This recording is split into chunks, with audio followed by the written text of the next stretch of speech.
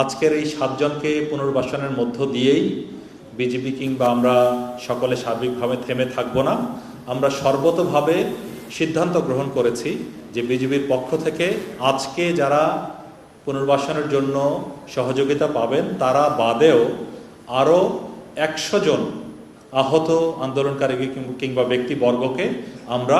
Permanently তাদের জীবনের পুনর্বাসনের ব্যবস্থা আগামী দিনগুলোর মধ্যে ইনশাল্লাহ করব। বিজিবি হাসপাতালে চিকিৎসা প্রদান করা ছাড়াও আপনারা জেনে থাকবেন যে শহীদ আবু সাইদ ফাউন্ডেশনের জন্য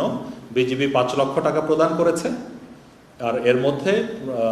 প্রকৃত অর্থে যেটা না বললেই নয়,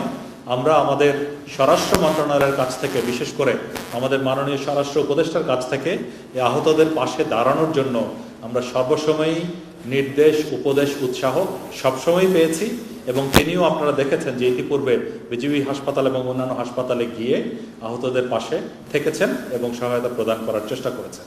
তো সম্প্রতি আমরা রংপুর ভিজিটের সময় যখন জানতে পেরেছিলাম যে আবু সাইদের পরিবার আবু সাইদ সংঘ নামে একটি ক্লাব গঠন করেছে, সেখানে উপদেষ্টা মহোদয়ের নির্দেশক্রমে আমরা বিজিবির পক্ষ থেকে 5 লক্ষ এবং র্যাবের পক্ষ থেকে 5 লক্ষ, স্বরাষ্ট্র মন্ত্রণালয়ের পক্ষ থেকে 10 লক্ষ টাকা তাদেরকে সহায়তা প্রদান করেছি। এছাড়াও বিজিবির তত্ত্বাবধানে রংপুরে শহীদ নজিবুল সরকার বিশালের পরিবারকে 3 লক্ষ টাকা প্রদান করা হয়েছিল এবং আমরা পপুলার হাসপাতালে যখন শিক্ষার্থীদের চিকিৎসা চলছিল তখন আমরা বিজিবির পক্ষ থেকে আরও 5 লক্ষ টাকা প্রদান করেছিলাম। বর্তমান পরিস্থিতিতে আমি সকলকে আশ্বস্ত করতে চাই যে সবার উপরে দেশ, এই মন্ত্রে উজ্জীবিত বিজিবির প্রতিটি সদস্য সীমান্তের অতন্দ্র প্রহরী হিসাবে সদা প্রস্তুত এবং দেশের জন্য যে কোনো পরিস্থিতি মোকাবেলায় দৃঢ় প্রতিজ্ঞ।